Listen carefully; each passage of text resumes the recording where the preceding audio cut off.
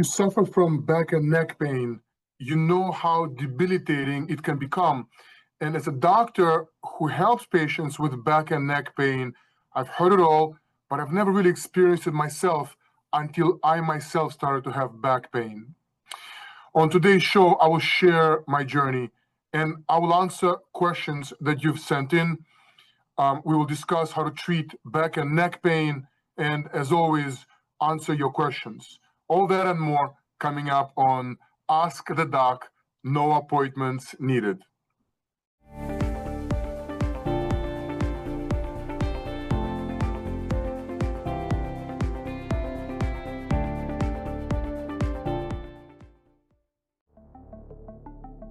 Send in your questions to questions@allhealthtv.com or AllHealthGo on Facebook or YouTube, or visit the Ask the Doc page on our website, allhealthtv.com. Hello and welcome to Ask the Doc, no appointments needed, the show where the health questions that you send in are answered by doctors and medical experts. I'm Dr. Georgiy Brusovanik, a minimally invasive spine surgeon. And let's get right to our first question. Alex asks, Dear Dr. Brusovanik, I'm in my mid-80s, and for about a year, I've had some pain in my lower back whenever I lie down. But when I stand or walk, I have no pain. An MRI showed issues with two different vertebrae. My doctor suggested an epidural for limited relief. But what is recommended after that? We follow your TV discussions all the time. Alex, thank you for your questions, and I appreciate you coming on the show all the time. I think that's a very important question, because what is the functionality of that epidural if it's only going to produce a temporary relief? Well, the reality is that an epidural does more than that. Imagine an epidural is like a periscope into the future. If you have two vertebrae that are perhaps abnormal, then how would a surgeon like me know where the pain is coming from? You could hypothesize that it's the worst of the two, but this is just theorizing. You don't really know. So the way to really know is with an epidural. Imagine a mixture of a local anesthetic and a drop of steroid gets introduced right behind a painful segment. If that produces immediate relief, a relief that perhaps won't last, but immediate relief still, then you know that that's where the pain is coming from. If you get 70, 80% improvement right after the injection, then you know that that's your culprit. Versus if you get an injection and it's 50%, it's 30%, it's something even less, then you know for sure that that area is not the problem and does not need to be addressed with your procedure, with your surgery, or whatever medical treatment you are going to undergo afterwards. This is a really important question. Patients ask all the time, why should I do this epidural if it won't change my anatomy? Well, that's a valid question. And the reality is that statistically speaking, looking retrospectively, looking backwards, about 90% of patients who have an epidural don't proceed to have surgery. So it does give you a chance to avoid surgery and relieve your pain, even if it doesn't change your anatomy. And it does make sure that if you do end up with an operation, you will have a correct operation. Essentially, that epidural gives you something very important, something that most patients are missing, which is a solid diagnosis. Thank you for this question, Alex. Our next question is from Jordan. Jordan asks, I'm 21 and an athlete, and sometimes I get pain in my lower back that is really severe. I've gone to doctors who have given me different diagnoses, but no one can figure it out. Jordan, I really appreciate this question. This is exactly what we just discussed with Alex. You and so many patients continue to suffer, continue to try different treatments without having that most important thing, which is a diagnosis. Earlier, Alex asked pain with laying down, but no pain with walking, perhaps, or standing. So that characterizes that patient as having a particular type of pain, perhaps pain from degeneration of a disc that's more inflammatory, because the pain is worse at night. Now, in your case, you being an athlete, you need to get a diagnosis. And if your doctors are not leading you to a specific vertebra, a specific disc, and saying that's your pain, then you need to keep looking. You need to get some proper imaging. You need to be evaluated, and then consider a proper injection to solidify that diagnosis. And please direct your attention now to this very interesting video from the Mayo Clinic.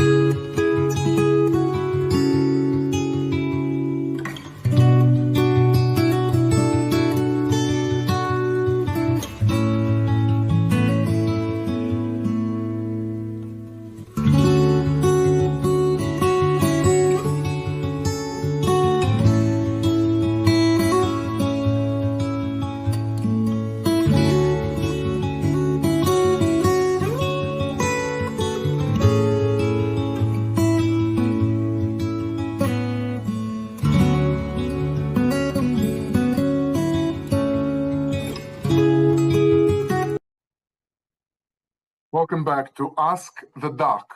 No appointments needed. And thank you again for sending all these very interesting questions.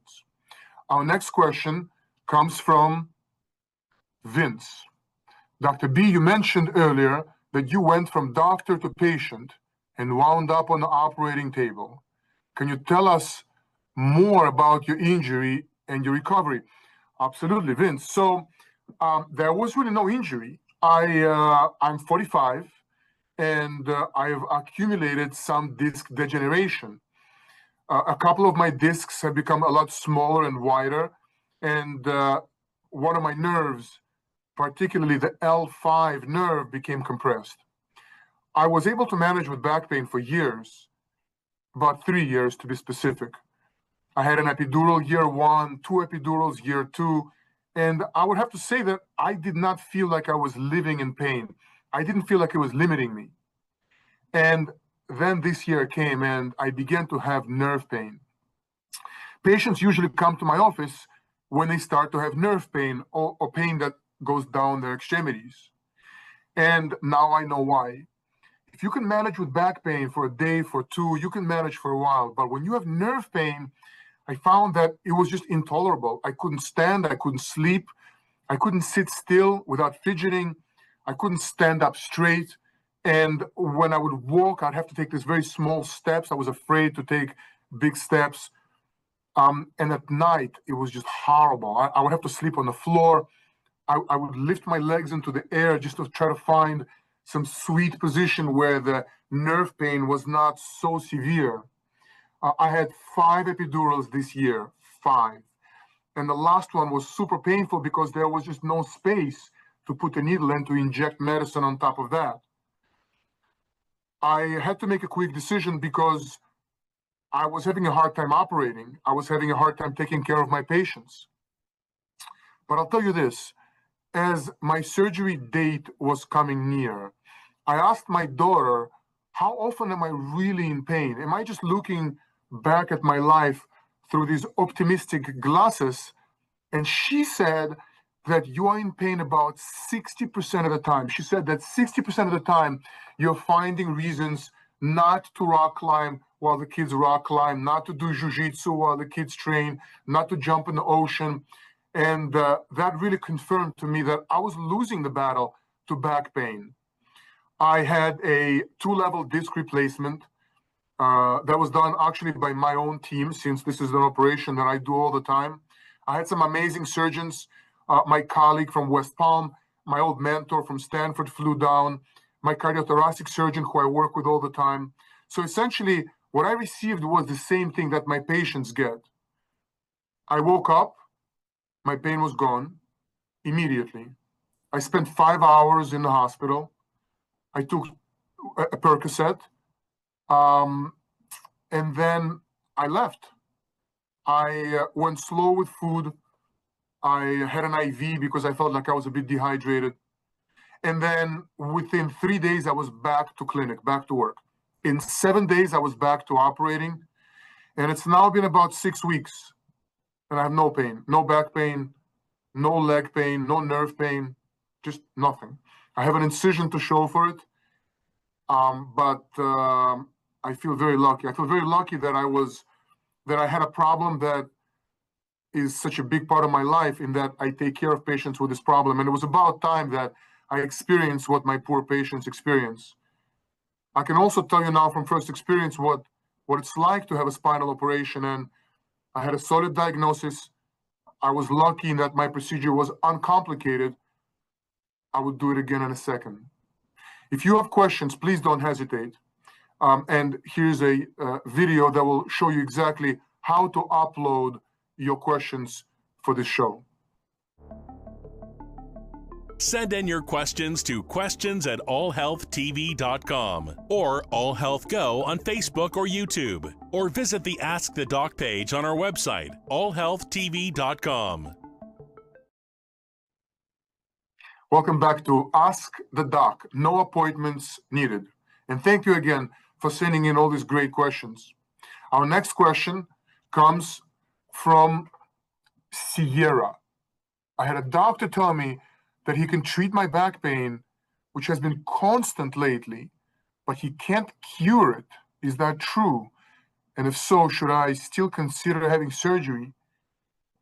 Sierra, cure back pain, treat back pain, it almost sounds like semantics, because the goal of the operation is to not have back pain. So did you cure it or did you treat it?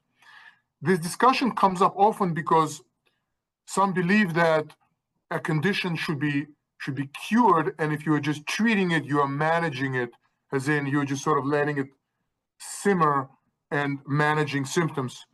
I think that if you are thinking about spine surgery, if you've had it with your back pain, then the answer should be that you should have no back pain after surgery.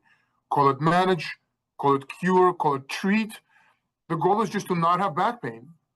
And the fact that your doctor is making this weird semantic argument is a bit of a red flag. I would get a second opinion. And oftentimes we get to see a doc and we wonder about some things he or she said. Don't hesitate. It should not be a monogamous relationship with just you and your doc. Definitely get a second or third opinion to break a tie. And until you find a doc who you're comfortable with, remember that if there's a problem, this is a doctor who is going to carry you through this. This is someone who is going to take you injured and address your problem. And you got to make sure it's not somebody who will negate you or somebody who will be hard to reach. I appreciate this question. And for those of you who have questions that have not been answered, I appreciate you sending in your questions, but don't hesitate.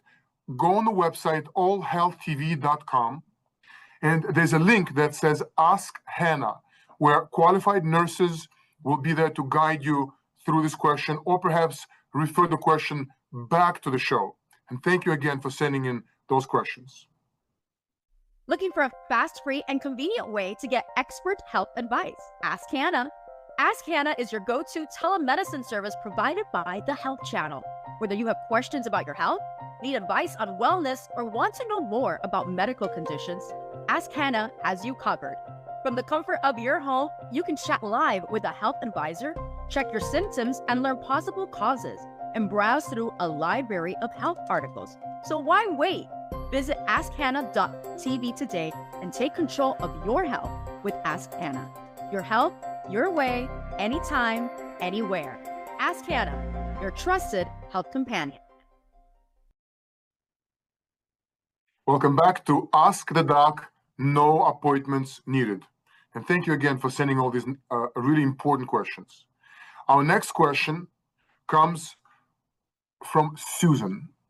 It's fascinating to hear your perspective now that you have become a patient.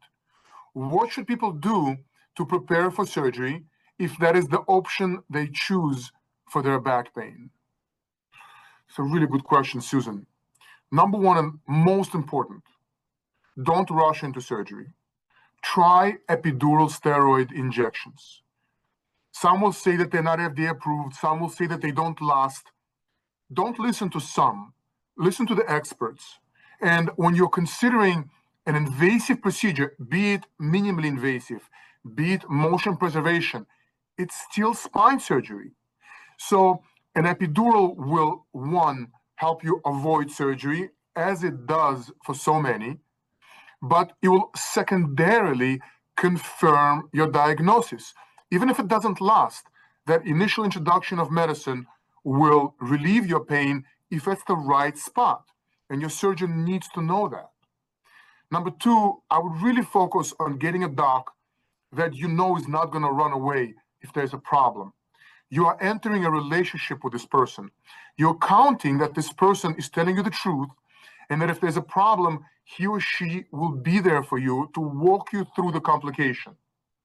There are a few other points, and for this, I'd like to show you a short list, a bit of bullet points that may pertain to those of you who are really thinking about finally correcting the problem.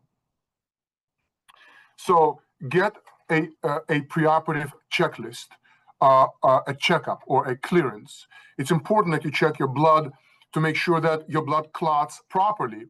It's important that you check your lungs and check your heart function, because an operation is going to stress your heart.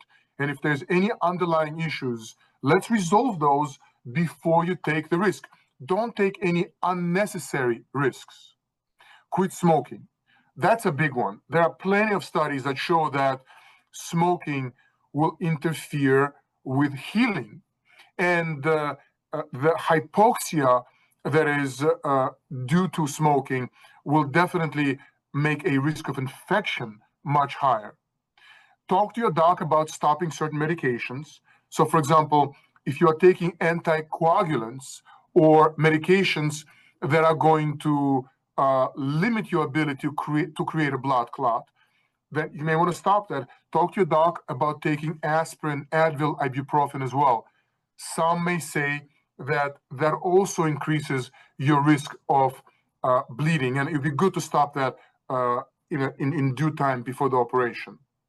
And finally, talk to your doc about the recovery, because if you're going to need help after surgery, help to go to the bathroom, help to cook, help to get you in and out of bed, make those arrangements earlier, and definitely make arrangements for your pets. I hope this helps. Our next question comes to us from Shelly. I was sideswiped, Shelly says, and my car's airbags were deployed about 6 months ago. I've been to so many doctors to help with my back pain after my accident, but I really don't want to have surgery.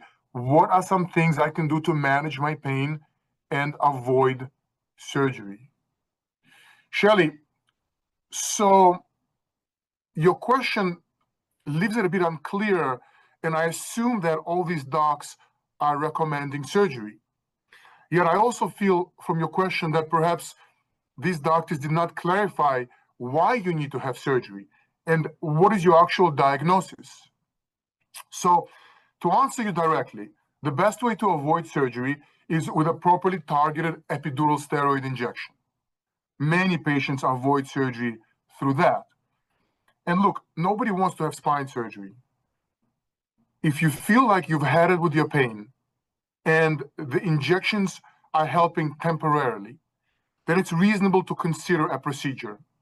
But I would say that in the list of reasonable conservative things that definitely make a difference, talk to your doctor about a properly targeted epidural steroid injection. And thank you for this really good question.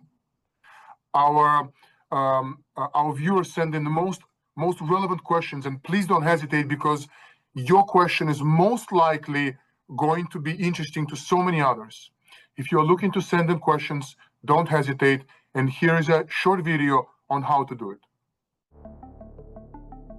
Send in your questions to questions@allhealthtv.com or AllHealthGo on Facebook or YouTube, or visit the Ask the Doc page on our website, allhealthtv.com.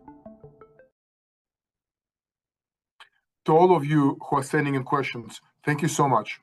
And let's jump right in to the next one. Our next question comes to us from Joseph. You've talked a lot about back pain so far today, but my issue is neck pain. I am middle-aged, and there are times I can't even turn my head. What can I do to relieve it? Joseph, this is a really relevant question, and I specialize both in back and neck pain, so I'm very comfortable answering your question. Your difficulty moving your neck is most likely due to stiff muscles. Muscles will prevent you from moving your neck. But why are your muscles so stiff? So usually the cause of that is an underlying disc problem. If you have headaches, especially headaches in the back of the head, if you have jaw pain or facial tingling, if you have pain deep under the shoulder blade, if you have shoulder pain that goes all the way to the arm, which is nerve pain, or specifically shoulder pain that limits you from sleeping or reaching overhead or reaching behind the car, then you are like millions and millions of Americans. If you have a difficulty turning your neck, you need what everyone who has pain needs. You need a diagnosis. You need to know why you are suffering.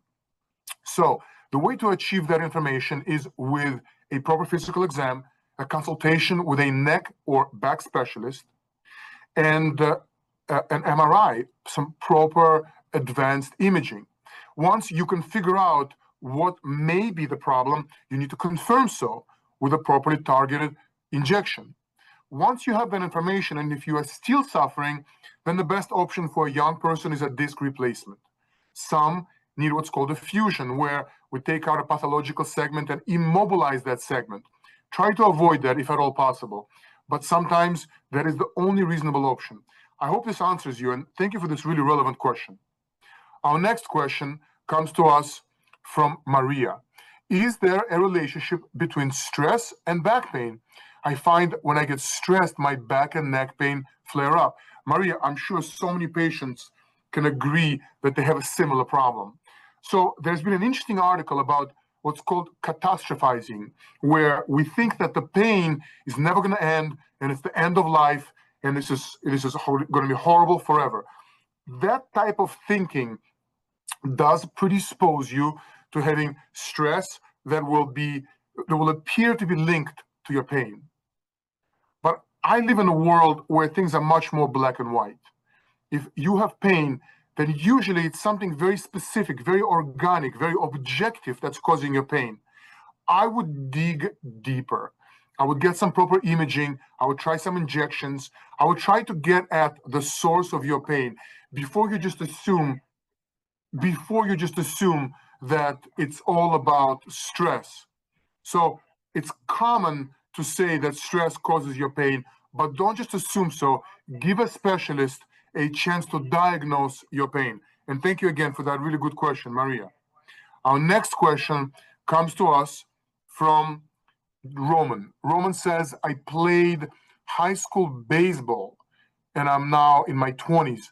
I had some back pain and the doctor said an MRI showed an issue with 2 different vertebrae. Is that related to playing baseball, or could it be from something else?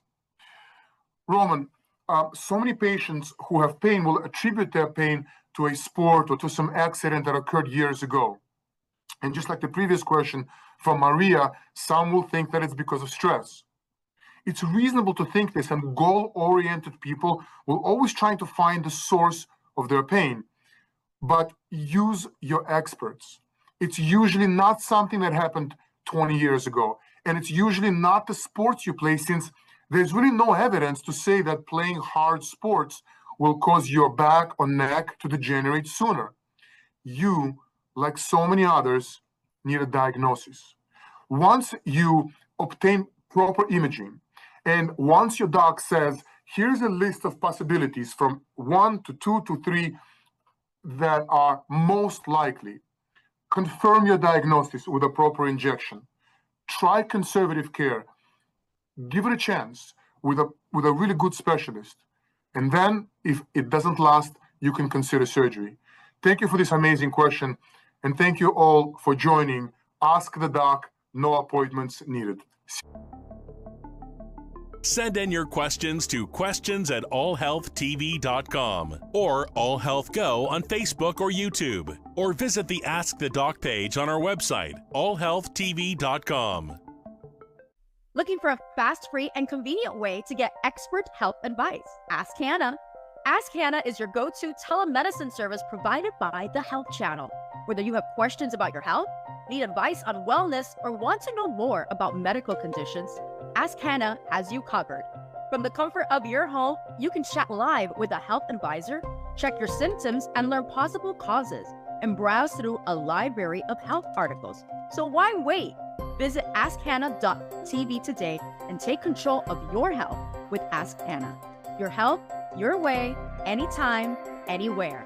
Ask Hanna, your trusted health companion.